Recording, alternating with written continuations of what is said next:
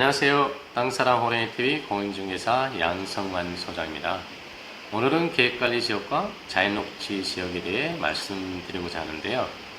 일반인들께서 토지를 투자함에 있어 많이 궁금해하시는 사항인데요. 고객들 중에 계획관리지역과 자연녹지 지역 중에 어떤 토지가 더 싸고 좋은 땅이냐고 물어보시는데요. 정말 콕 집어서 이겁니다라고 말씀드릴 수 없는 상황이 종종 있습니다. 그럴 때면 투자 목적인지 실수요의 목적인지를 여쭤보곤 하는데요.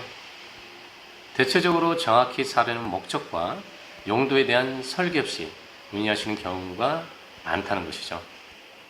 그렇다면 계획관리지역 아니면 자연녹지지역 어떤 토지 땅이 더 싸고 좋은 땅일까요?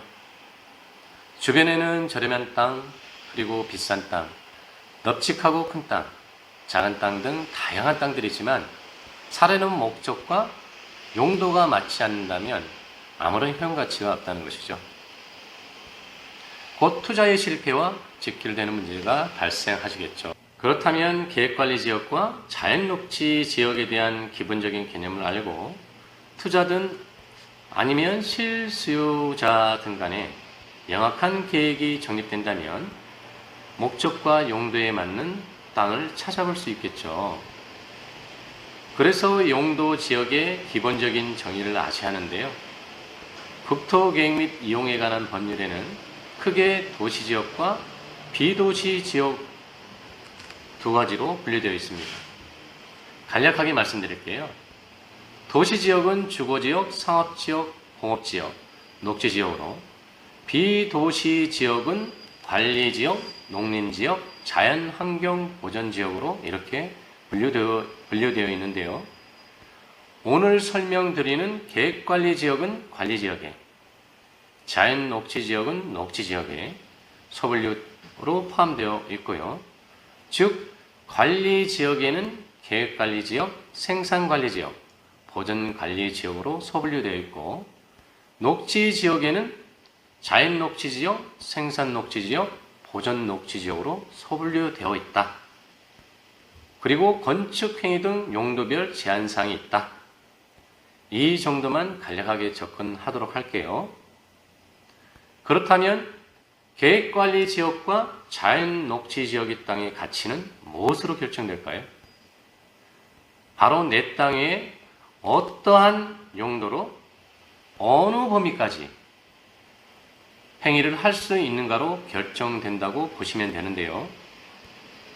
즉 공장 등 제조업소를 지을 수 있는 땅인지 아니면 창고 시설만 지을 수 있는 땅인지 그리고 주택만 지을 수 있는 땅인지 그렇다면 얼마만큼 넓게 지을 수 있는지 이렇게 용도 지역별 건축 제한에 따라 땅의 가치는 달라지겠죠. 또한 건축 가능한 층수가 얼마만큼 되느냐. 예로 1층까지만 가능하다면 1층 이상을 지을 수 있는 땅의 가치가 더 좋겠죠. 따라서 단순하게 생각한다면 땅의 가치는 내 땅에 어떠한 용도의 건물을 얼마만큼 넓고 높게 지을 수 있는가가 내 땅의 가치를 결정할 수 있다는 것이죠.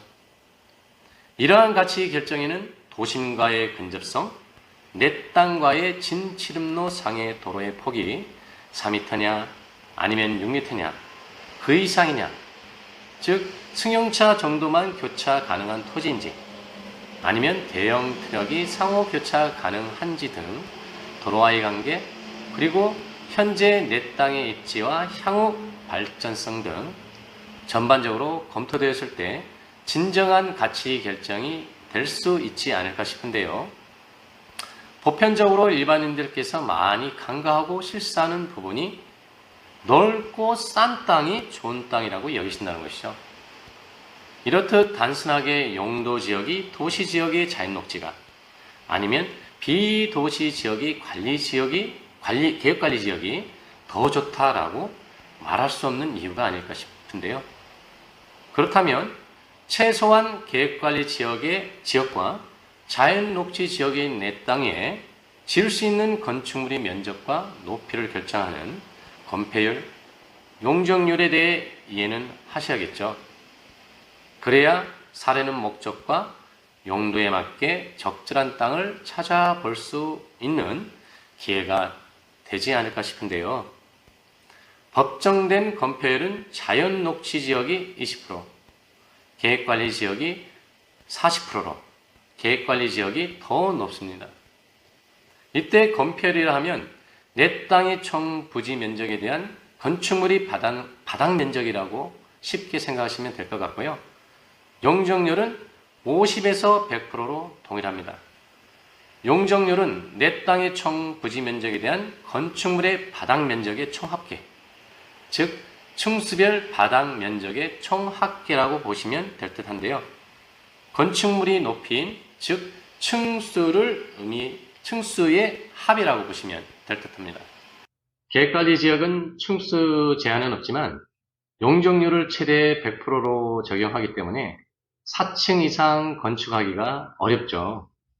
그리고 자연녹지 또한 4층까지만 건축이 가능하다. 즉 계획관리 지역과 자연녹지 지역 둘 다 4층까지만 건축이 가능하다고 보시면 됩니다.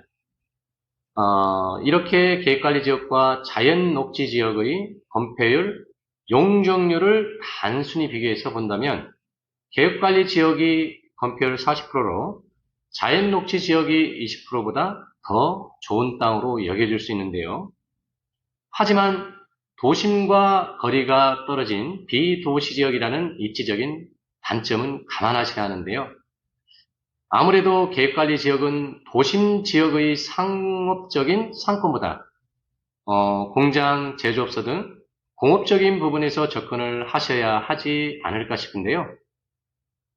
그런 반면에 자연녹지 지역은 도시 지역인 만큼 상업적인 상권으로 고려해 볼 수 있겠죠. 그렇다면 어떻게 계획관리 지역과 자연녹지 지역을 합리적으로 비교해서 올바른 선택을 해야 할까요? 그건 땅을 사려는 목적과 어떠한 용도로 개발할 것이냐, 그 해답이 아닐까 싶은데요. 보편적으로 도시지역인 자연녹지 지역이 비도시지역인 계획관리 지역보다 비싼 게 당연하다고 할 수 있겠지만 땅의 모양과 형상, 그리고 도로 입지 등 여러 가지 조건에 의해 가격이 결정되기 때문에 일률적인 잣대를 들이댈 수는 없겠죠. 예로 제가 위치하고 있는 주변 지역을 기준으로 본다면 전체적으로는 아니고요. 부분적으로 계획관리 지역이 좀 더 비싼 가격대를 형성하고 있는 부분이 있는데요. 상업적인 상권도 형성되어 있지만 공업적인 업종 분포도가 부분적으로 밀집되어 있기 때문에 가치의 차이가 있지 않을까 싶습니다.